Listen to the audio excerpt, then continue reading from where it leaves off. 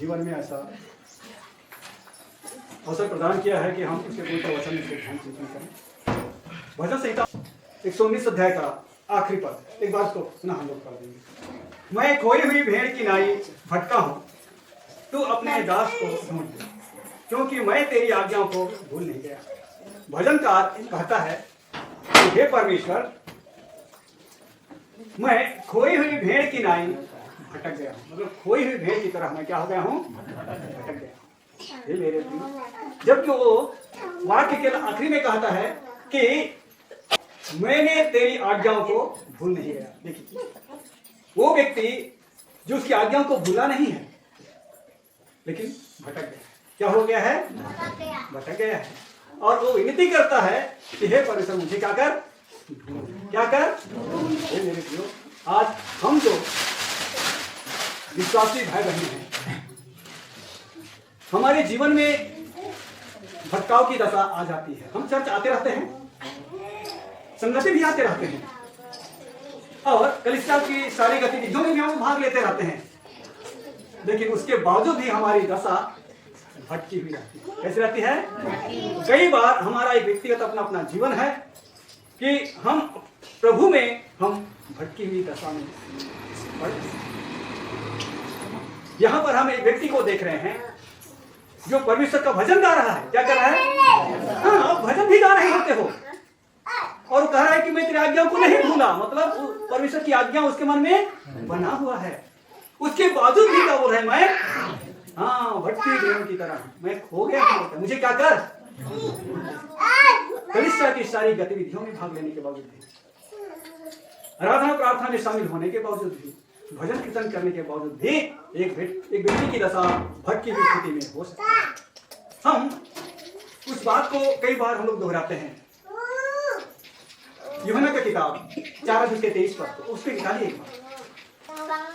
परंतु वह समय आता है, वरन अब भी है, जिसमें सच्चे भक्त हाँ पिता की आराधना आत्मा और सच्चाई से करेंगे। हाँ, क्योंकि पिता अपने लिए ऐसे ही आराधकों को ढूंढता है। देखिए, भजनकार क्या कहा कि तू मुझे क्या कर, ढूंढ ले। परमेश्वर ढूंढता है ऐसे लोगों को कलीसिया के अंदर में। हेलो, चेत में आ जाओ। परमेश्वर मंडली के भीतर में विश्वासियों के झुंड में ऐसे लोगों की खोज करता है जो क्या करें, आत्मा और सच्चाई से ऐसे लोगों को खोज करता है। हे मेरे प्रियो, हम कलीसिया में होने के बावजूद भी कहीं खोई हुई दशा में तो नहीं है। क्या हम आत्मा और सच्चाई से भजन करते हैं? और यदि नहीं तो हम लोग खोए हुए हैं। जैसे भजनकार कहता है, जब तू भजन गा रहा है, क्या कर रहा है? हाँ, भजन गा रहा है और कह रहा है मैं तेरी आज्ञाओं को भूलना नहीं। उसके बावजूद बोलता है कि मैं क्या हूँ, भटका हुआ हूँ, खोया हुआ हूँ। आज हमारी दशा क्या है? हम कलीसिया में हैं, हम भजन गा रहे हैं, उसकी आज्ञा को भूले नहीं हैं। क्या उसके बावजूद भी हम कहीं खोए तो नहीं है? क्योंकि परमेश्वर अपने लिए ऐसे भजन करने वाले की खोज करता है जो क्या करें, आत्मा और सच्चाई से भजन करें। तो जो आत्मा और सच्चाई से भजन करने वाला व्यक्ति को परमेश्वर ढूंढता है। वो कहां ढूंढेगा? अन्य जाति में ढूंढेगा? वो कहां ढूंढेगा? विश्वासियों में ढूंढता है, उनके लोगों में ढूंढता है कि इनमें से कौन है जो मेरी आराधना आत्मा और सच्चाई से करता है। और यह आत्मा और सच्चाई से आराधना करना क्या है? आत्मा और सच्चाई से आराधना करना क्या है? कौन बताएगा? जो व्यक्ति, लेकिन उस समय जब आपके जीवन में विपत्ति हो, आपके व्यापार में घाटा हो, आपके फसलें नष्ट हो रही हो, हर परिस्थिति में उसकी धन्यवाद और स्तुति करता है, तो आत्मा और सच्चाई से भजन करेगा। वो परिस्थिति के अनुसार बदलता नहीं है। जब खुशी है, चैन, उन्नति और आशीष और बरकत सब कुछ है, तब धन्यवाद करना तो चोर भी कर सकता है, नहीं कर सकते। आप बीमार पड़ गए हो और आपका विकास रुक गया है, उस समय क्या आप परमेश्वर को धन्यवाद दे पाते हैं? ये वो व्यक्ति है जो आत्मा सच्चे से भजन करने वाला, जो हर परिस्थिति में भजन करता है। हालेलुया। सभी बातों के लिए धन्यवाद करता है। पड़ोसी ने गाली दिया तो उसके लिए क्या करेंगे? कठिन है कि नहीं? आत्मा सच्चाई से भजन करने वाला व्यक्ति को परमेश्वर करता है। ये वो व्यक्ति है जो पड़ोसी आपको गाली दे तो उसको क्या करो? धन्यवाद दो कि आप पलट कर उसको एक बोला तो दो बोल दिए। तो ये आत्मा सच्चे से भजन करने वाला नहीं। हे परमेश्वर तेरा धन्यवाद, कुत्ते ने आपके बगल घर के बगल में खराब कर दिया तो क्या करोगे? एक कुत्ता यहाँ आकर के गंदा करके चला गया। परमेश्वर तो बोलते हैं सब बातों के लिए धन्यवाद। अरे बोलो, कुत्ता ने खराब किया इसके लिए हे पिता तेरा धन्यवाद। परमेश्वर जाने उसको। थोड़ा अटपटा लगेगा मेरी बात आप लोग को। आपके फसल बीमार पड़ गया, पिता तेरा धन्यवाद। आपके व्यापार में घाटा हो गया, हे पिता तेरा धन्यवाद। परमेश्वर का धन्यवाद करने वाला वो व्यक्ति जो हर परिस्थिति में उसकी महिमा करता है, उसका धन्यवाद करता है, वो व्यक्ति है आत्मा और सच्चे से भजन करने वाला। जब सब कुछ ठीक ठाक और बल्ले बल्ले है, ऐसी दशा में तो हर व्यक्ति क्या करता है? धन्यवाद करता है, धन्यवाद करता है। लेकिन क्या विषम परिस्थितियों में परमेश्वर के लिए धन्यवाद करते हैं? परमेश्वर ऐसे व्यक्ति को ढूंढता है जो आपके साथ अनहोनी घटना हो तो भी आप उसके लिए परमेश्वर को धन्यवाद दें। जबकि गौरे का एक पंख भी परमेश्वर की इच्छा के बगैर नहीं गिरता, आपके सिर के बाल भी परमेश्वर के हिसाब में गिना हुआ है।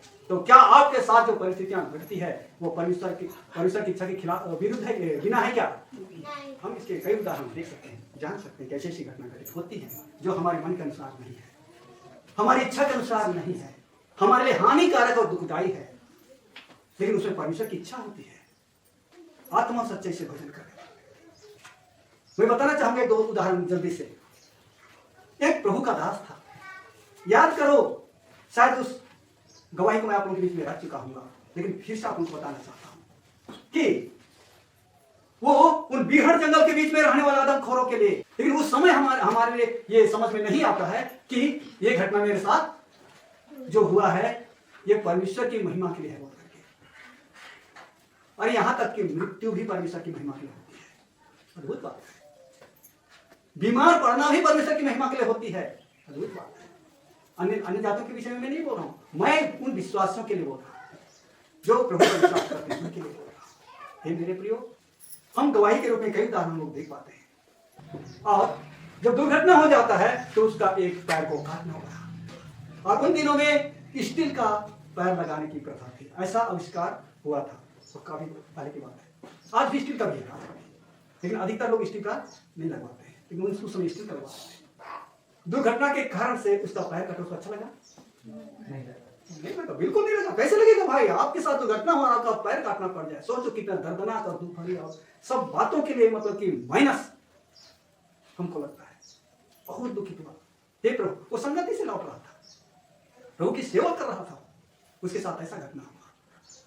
लेकिन हे मेरे प्रिय, सुसमाचार सेवा के दौरान धीरे धीरे टीम के साथ जब बिहार जंगल में पहुंच गया, और संयोगवश उन लोग उन्हीं बस्ती में चले गए जो आदमखोर लोग, और जब आदमखोरों को बाकी दोस्तों ने देखा, उन लोग भाग गए। लेकिन उसने तो कहां भागेगा, क्योंकि उसका पैर तो काटा हुआ है और फिर उसमें ज्वाइंट किया हुआ है। उसको पकड़ के बोले आज हमारा लंच तो तरीके से होगा। उनको ऐसे लगा कि इसको पैर तरफ से खाना चाहिए, और उसी पैर को उन्होंने काटा, चाकू लगाया। तब कहते हैं, फिर कहते हैं कैसा पैर है, ये इंसान साधारण इंसान नहीं है। तब उसका पैर काटना छोड़ करके उनको पूछे, तू कौन है, तू कैसा आदमी है? एक बार योना को पूछे थे ना जहाज में, वैसे उसको पूछने लगे कि तू कौन है? तो वो बताया कि मैं यीशु मसीह का प्रचारक हूं, मैं यीशु मसीह का शुभ संदेश सुनाता हूं। और यीशु मसीह का शुभ संदेश क्या है? तब उसने सुसमाचार सुनाया और वहां के लोगों ने हालेलुया। हे मेरे प्रियो, उस प्रभु के दास के साथ जो घटना घटित हुआ निश्चित रूप से वो दुखदायी है, दर्द भरा है और खर्चीला है, परेशानी है, विषमताएं हैं, कितने कष्ट और दुख है। लेकिन उसका पैर का कटना भी परमेश्वर की योजना है। हालेलुया, परमेश्वर की योजना है। वैसे ही एक घटना और बता देता हूं आप लोगों को। काम काज करने गए हुए थे। पहले के दिनों में ज्यादातर लोग कंधा में ढो करके मिट्टी को हटाते थे। आजकल जेसीबी बन गया है ना, कई दिन के काम को एक ही दिन में कर देते हैं। लेकिन वो एक ऐसा दौर था, ऐसा समय था कि जेसीबी का आविष्कार हो भी गया था होगा, लेकिन वो गांव गांव में आजकल जैसे उस समय उपयोग नहीं होता था। उस समय लोग कंधे में ढोते थे भार बना करके, और उन लोग डैम बनाने के लिए गए थे। और उन लोग उस एक व्यक्ति विश्वासी था, और विश्वासी भाई जब भी खाना खाता है तो प्रार्थना करता है, तब वो खाना खाता है। और बाकी लोग उसका मजाक उड़ाते थे, देखो डिसाइड खाना खाना छोड़ करके दुआ कर रहा है, दिन मजाक करते थे। लेकिन एक दिन ऐसा घटना हुआ, उन लोग छाया के लिए जो ऐसे खाना था, बड़ा ऊंचा था, जहां का मिट्टी हटा दिया गया था, वहां छाया के लिए वहीं बैठ करके खाना खाते थे। खाना खाते टाइम लोग वहां छाया के लिए बैठ के खाते थे। वो दुआ कर रहा था, उसके खाने को कुत्ता उठा करके वो लोग खिलखिलाते हंस रहे, अरे वाह वाह वाह, ये दुआ करने वाला ईसाई, देखो देखो इसका खाना को कुत्ता ले गया, कुत्ता ले गया। उन लोग मजा ले रहे थे कि वो दुआ करके अंत करके जब देखता है तो उसका एक कुत्ता लेकर उसके खाने को दूर में ले गया, तो उसको लेने के लिए गया, जैसे वहां से खिसका और वो मतलब कुत्ता उसके खाना को खिसकाया। कई बार अगर आपके खाने को कुत्ता चाट देगा तो कैसे करता? कौन खाए? चाहती थी उस मिट्टी के धंसने से परमेश्वर ने, कुत्ता ने उसको वहां से हटाया, उसके खाने को ऐसे मुंह में डाल करके। ये भी परमेश्वर के योजना में था, ताकि वहां से उसका जन क्या हो जाए, खिसके। खाना को लेने के लिए खिसका, इधर वो गिर गया और बाकी लोग दब गए। लेकिन प्रभु का जो व्यक्ति था ऐसी घटना बहुत सारी है। एक प्रभु के दास के विषय में जल्दी से मैं एक चीज बता देना चाहता हूँ। एक जगह मीटिंग के लिए जाना था उसको, और फिर उसने प्रार्थना किया, प्रार्थना करके बस स्टैंड पहुंचा, और बस देखते देखते देखते निकल गए। वो मत्था पीट के बोला, मैं अगर दुआ नहीं किया रहता मैं तो बिल्कुल बस को पहुंचा देता मैं। अगर थोड़ा सा के लिए देखते देखते निकल गया ना, तो प्रार्थना जब नहीं किया रहता तो बिल्कुल और मत्था पीट के उस समय आजकल जैसे प्रश्न सारा चीज उस समय भी था, लेकिन गांव गांव में और लोग इस प्रकार का संसाधन का उपयोग नहीं कर पा रहे थे। ज्यादातर बस में यात्रा करते थे, बट जब आधा घंटा देर कुड़ आधा घंटा देर मेरे को जाना था, आधे घंटे में बस आया, और जब बस आया उसमें चढ़ा और देखते शहर के किनारे वो पलटी खाया। ओ प्रभु तेरा वो बस का छूट जाना भी परमेश्वर के योजना में था। हमारे साथ जो भी घटनाएं होती है उसके पीछे परमेश्वर की कोई ना कोई योजना रहती है। हमें उस समय पता नहीं चलता, क्या बस छूटा उस समय उसको जानकारी हुआ? नहीं। जब उदास का पैर काटा उस समय उसको जानकारी हुआ? नहीं हुआ। लेकिन बाद में चीज मालूम हुआ कि इसमें परमेश्वर की योजना थी कि कुत्ता ने मेरे खाना को पकड़ करके खिसकाया। शुरू में तो अरे कुकुर खाना को लेके जाएगा तो आदमी को अच्छा लगेगा क्या? नहीं लगेगा। आपके खाना को वो कुकुर उठा के ले जाएगा तो बिल्कुल ही अच्छा नहीं लगेगा। लेकिन इसके पीछे परमेश्वर की योजना थी। अरे उसको क्या मालूम, लेकिन जैसा कि इसका समझ में आया कि हाँ ये परमेश्वर की योजना थी। हे मेरे प्रियो, इसलिए आप परमेश्वर के लिए हर बातों के धन्यवाद दें, और आत्मा सच्चाई से भजन करने वाला वो व्यक्ति है जो हर परिस्थिति में उसका भजन कर रहा है। वो जब परिस्थितियां अनुकूल रहे उसी समय को भजन कर रहा है, और जब दुखी है उस समय अगर भजन नहीं कर रहा है तो आत्मा सच्चाई से भजन करने वाला व्यक्ति परमेश्वर कहीं हमें से किसी का खोज तो नहीं कर रहा है। हम लोग कैसे करते हैं? क्या हर परिस्थिति में? इतने उदाहरण मैं दे रहा हूं। अरे कुत्ते को उदाहरण दिया ना, अरे बिल्ली को उदाहरण मेरे पास है। मैं बोला है परमेश्वर तेरा धन्यवाद। क्यों धन्यवाद दिया उसको? अरे बिल्ली ने बिगाड़ दिया था हमारे घर के अंदर में, बोला तेरा धन्यवाद परमेश्वर, तू तो कहा है सब बातों को धन्यवाद देना। बिल्ली कैसे बिगाड़ेगा? समझ में कैसे बिगाड़ता है? कुत्ता कैसे बिगाड़ता है?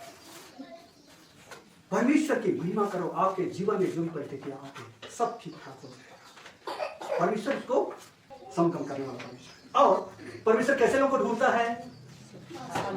हाँ, परमेश्वर ढूंढता है आत्मा सच्चाई से भजन करने वाला।